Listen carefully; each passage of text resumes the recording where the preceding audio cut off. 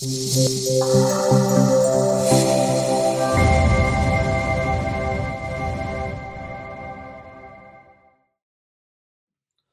today I'm going to talk about everything we experienced so far in Japan, specifically as a person who moved here first of all.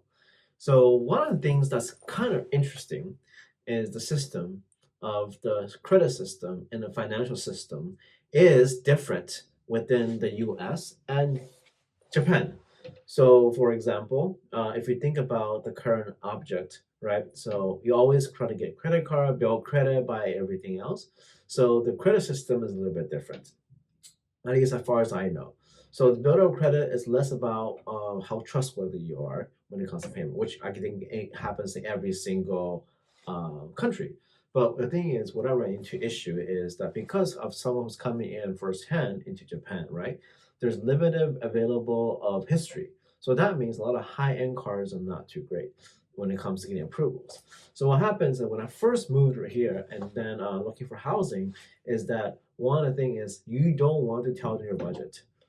So one of the things I had a housing assistant, real estate person help me, agent, in terms of what to buy, what to look for, and I gave them a budget, and they all find something that's close to the top end of the budget, and that's kind of really annoying. Okay, so I think one of the best way is to make sure to use a website called Numbeo, and then to look at specific areas. So one thing we can look at specific together is we go to Numbeo, right? Numbeo.com, and we'll also cost of living, like city price rankings. So if you look at that area, it tells you basically how much you should be paying for that. So for a three-bedroom apartment place, like for example, each city, looking at Tokyo, for example, 21,000, 2,100 should be pretty good as an average rate. So stay around there is good. And then now, if you want to look at specifically for, you can say a one bedroom. Let me see, right in city center. Now looking at specifically in Tokyo, uh, now looking at one bedroom apartment, right, specifically, you can see for Tokyo, it's only about uh, it's 1051.70. So looking at that, you can know it's about $1,000 a month. It's pretty affordable now, mainly because the exchange rate. So as everything measured in dollars, so you can see every month, for at least for me, I've been looking at it every month. The average rent, the need to sustain in the city center is becoming less and less and less, which is pretty awesome if you're from abroad. But of course, if the currency ever exchange, you're kind of out of luck, right, from that perspective. So from that perspective, it's good and bad, but it's just what it is. So looking at again, it's 1051.70. Okay, 1051.70.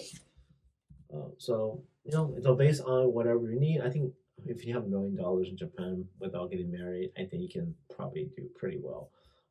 So with credit cards, you want to know exactly what to look for. So one of the best combo, actually, from what I heard from friends, is that an Rakuten credit card. Because Rakuten credit card has a very more leniency starter credit card for a lot for it, easy to approve. And people say it's a pretty good point system. They have a pretty good ecosystem when it comes to getting all of that.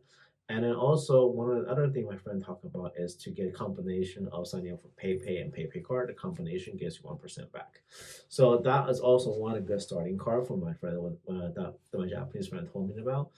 Mainly because a lot of places still use cash. If don't use cash, another option is to use PayPay, right? And or I think some places even accept WeChat or Alipay. So making sure you at least have one of those things is good. So I think one of the good things about the combo between PayPay credit card and PayPay is that you can top up using a credit card, which is great because when you I mean, it's like borrowing money and paying it first, right? Which, and then when you spend it, you get 1% back. I think it's pretty good. And that basically, you don't have to, you basically, your money is still in the bank, earning interest. All the interest in Japan is pretty low.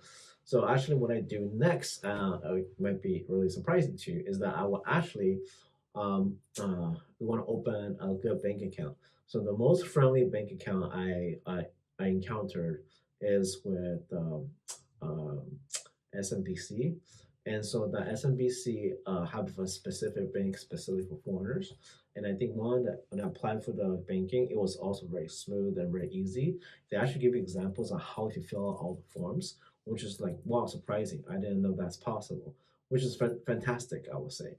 And then, so from that perspective, it's great.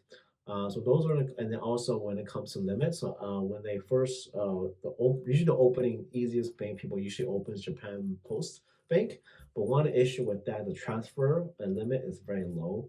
You can only send over 500,000 yen on the mobile app, and for each transactions is about 165 yen. So you can see that if you want to send a bunch of money back and forth, it's gonna add up, and there's a limit on that. Or you have to go to ATM or go to the branch, and technically most of them don't speak English, so it's not that great. But SMBC has a foreigner-friendly bank, and they actually tells you a lot of things you need to do. Mainly as a U.S. citizen, you're required to, the bank has to make sure that they report your financial transaction assets to the U.S. government, or you can say IRS, to avoid, tax evasion, etc. So making sure like that bank actually is more convenient for me, and also that allows you to actually hold to a multiple currency. You can hold into U.S. currency or yen, and I think that's wise, mainly because yen is dropping all the time, and then the thing is growing, and then the dollar is growing, right? So you definitely want to do that. So at least for me, what I do is that I don't really do that. What I do is also open a separate bank security account. And I think of all the ones I was looking through, and of course it's really hard because as U.S. citizen, your options limited. So the best one is actually IBKR for Japan. And then because of that, you're allowed to buy certain things. So what I do to have converting to USD right away is convert it on that platform. And the reason I convert it on that platform is that I buy treasuries immediately. I buy treasury ETFs or anything that's really close to the ETFs specifically for US dollars. That way, I'm still earning a US based interest. So, right now, interest is around 3 to 4%. I believe, I think the highest interest I'm getting in one of my US bank account is still 5%. So you can see that the one US dollars is strengthening and you're earning an interest on that. So that basically will offset some of the, not offset, but also make your life in Japan a lot easier. So that's one of the kind of combo I would recommend when I first started. Is first open up a Rakuten credit card or PayPay card with PayPay combo. Either or is great. And then because you want to stay with one credit card company or one minimum, because frankly, a lot of points in Japan is not that great until you upgrade to a better card. And that's what I want to spend most of the money for now. Just either one, you don't need to have too many. I think in Japan that if I'm more than 3 or 4 or maybe 5 credit cards, that they start disapproving for different loan products.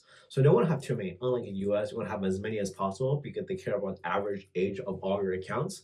But I think here, I think Japan is a little bit different. They want to see that you can do moderation with building credit. So you don't want too many cards.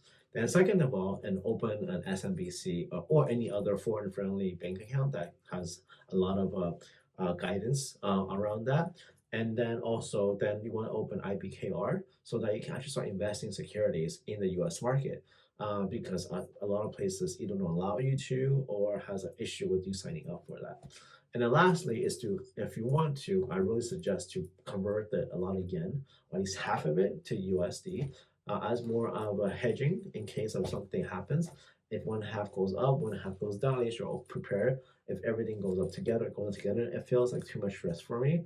At least for sure that because we still had to pay US taxes anyway. So from that perspective is a way to hedge your life. So I think that's kind of how I recommend is basically first, like I mentioned, do that combo perspective.